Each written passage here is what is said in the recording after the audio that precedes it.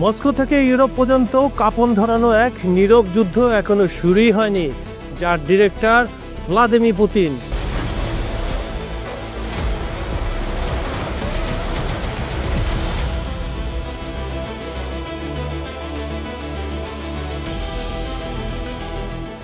পশ্চিমা বিশ্ব ভাবছে ইউক্রেন যুদ্ধেই শেষ হয়ে গেছে পুতিনের শক্তি, তার সেনাবাহিনী ক্লান্ত, অর্থনীতি ধসে পড়েছে আর জনগণ ক্লান্ত হয়ে পড়েছে। কিন্তু বাস্তবটা একেবারে উল্টো। পুতিনের দাবার বোর্ডে ইউক্রেন ছিল মাত্র একটি গুটি।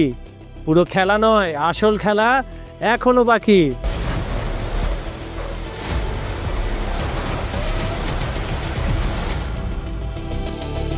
খবর সংযোগের বিহাইন্ড দ্য সিনে আমরা আজ পুতিন এখন কি নিয়ে খেলবেন সেটা খোঁজার চেষ্টা করব।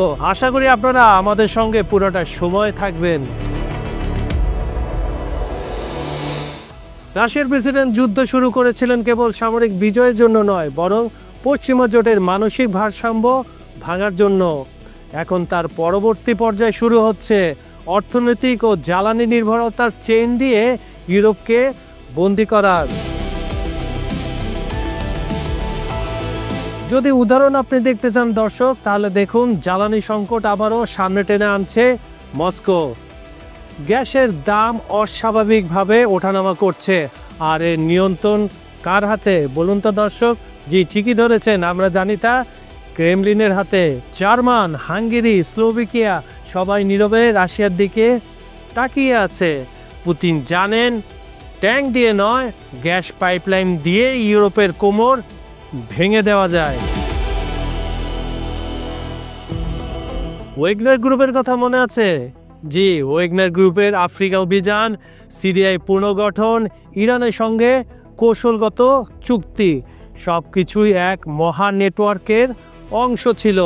এর লক্ষ্য একটাই, পশ্চিমা বোবাব অঞ্চলকে ভেতর থেকে একেবারে ক্ষয়ে দেওয়া। আফ্রিকার সোনা, ইউরোপের জ্বালানি আর মধ্যপ্রাচ্যের অস্থিরতা সব একসঙ্গে বুনে দিচ্ছে পুতিনের নতুন জিওপলিটিক্স। এটার আগের রাশিয়া নয়। সাইবার হামলা, তথ্যযুদ্ধ, নির্বাচনে হস্তক্ষেপ, সামাজিক বিভাজন সব মিলিয়ে নতুন এক হাইব্রিড ওয়ারফেয়ার চালাচ্ছে রাশিয়া। এমনকি পশ্চিমা সমাজের মিডিয়া ন্যারেটিভ পর্যন্ত ক্রেমলিনের অ্যালগোরিজমে নাচছে।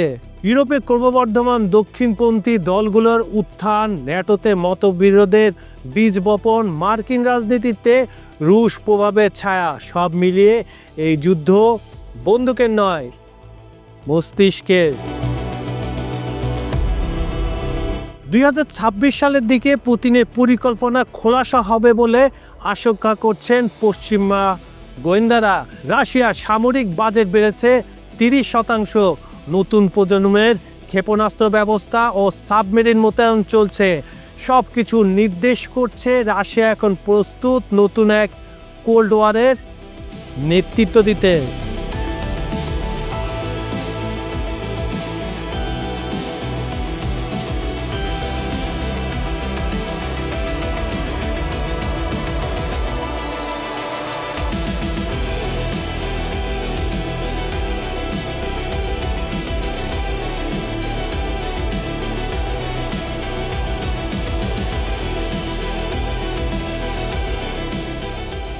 রাশিয়া সরকারের নিয়ন্ত্রণে মিডিয়া বেশি, বিরোধী মত প্রকাশ খুবই কম, সাংবাদিকতার স্বাধীনতা একটু কম, তথ্য প্রচার নিয়ন্ত্রণে থাকে। শুধু রাশিয়ায় নয়, অনেক দেশে এ ধরনের তথ্য নিয়ন্ত্রণে থাকে, তা আপনারা জানেন।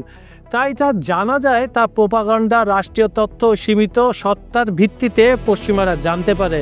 ইউরোপীয়রা সব কিছু জানতে পারে না, পারা সম্ভব না, কারণ দেশটি রাশিয়া। রাশিয়ার সামরিক ও প্রতিরক্ষা, রাশিয়ার নতুন স্টেট ট্যাঙ্ক ইউক্রেনের জন্য বারবার মুশকিলের নতুন ধাঁধা। সিরিয়ার আকাশে রাশিয়ার নতুন ড্রোন অভিযান, নাকি এক ধাপ এগিয়ে পশ্চিমার খেলা। প্যাট্রিয়ট ব্যর্থ, রাশিয়ার ক্ষেপণাস্ত্র চালু, ইউক্রেনের আকাশসীমা বিপন্ন। কূটনৈতিক জোট, রাশিয়ার ইরান জোট শক্ত হচ্ছে, মধ্যপ্রাচ্যে নতুন শত্রুতার ইঙ্গিত। পুতিনের নতুন কৌশল, পশ্চিমাকে বিভক্ত করে ধীরগতি যুদ্ধের ফাঁদ। এদিকে চীনের সঙ্গে সামরিক সহযোগিতা, রাশিয়ার গ্লোবাল ও প্রত্যাবর্তন, অর্থনীতি ও শক্তির বাজার। রাশিয়ার নতুন গ্যাস চুক্তি, ইউরোপ কি সত্যি মুক্ত হতে পারবে? বিশ্ব আর্মস মার্কেটে রাশিয়ার ঘুরপাক, দাম বৃদ্ধির পেছনের গোপন খেলা। ডলারের ছায়া কাটিয়ে রাশিয়ার রুবেল, গ্যাস বাণিজ্য, পুতিনের অদৃশ্য রাজনৈতিক ঝড়, রুশ সংসদে বড় সিদ্ধান্তের ধাক্কা। রাশিয়ার মেড ইন রাশিয়া প্রযুক্তি, অর্থনীতিকে বাঁচানোর আশা। নাগরিকদের প্রতিক্রিয়া যদি জানেন, রাশিয়ার ভেতরে চাপ বাড়ছে, কিন্তু তা অতটা নয়, কারণ সবাই পুতিনের দিকে তাকিয়ে। যখন সবাই ইউক্রেন ফ্রন্টে তাকিয়ে, পুতিনের নজর চলে গেছে আর্কটিক, ক্যাস্পিয়ান সাগর ও আফ্রিকান মাইন করিডোরে। তিনি জানেন ভবিষ্যতে যুদ্ধ হবে সম্পদ আর প্রভাবের জন্য, এবং সেখানে রাশিয়া আবারও হবে কেন্দ্র। বিশ্ব যখন ভেবেছে খেলা শেষ, তখনই পুতিন নতুন বোর্ডে গুটি সাজাতে শুরু করেছেন। তার আসল খেলা হবে এমন, যেখানে কেউ গুলি চালানোর আগেই দেশগুলো পতন ঘটবে অর্থনৈতিক ও মানসিক যুদ্ধে। এটাই সে রাশিয়ার পরিকল্পনা। দেখতে শান্ত, কিন্তু ভেতরে আগ্নেয়গিরির মতো সক্রিয়। সুপ্রিয় দর্শক, আমরা কি পেরেছি পুতিন ও রাশিয়ার পরবর্তী কৌশল আপনাদের জানাতে?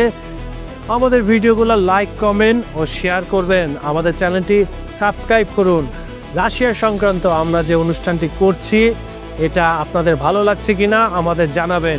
অন্য কোনো বিষয় যদি বিহাইন্ড দ্য সিনে আপনারা দেখতে চান, তাও আমাদের লিখে পাঠাবেন। আমরা সেভাবে সেই সব অনুষ্ঠান প্রচার করব। আপনাদের সঙ্গে এতক্ষণ ছিলাম আমি, কাজল হায়দার। আজ এখানেই বিদায় নিচ্ছি।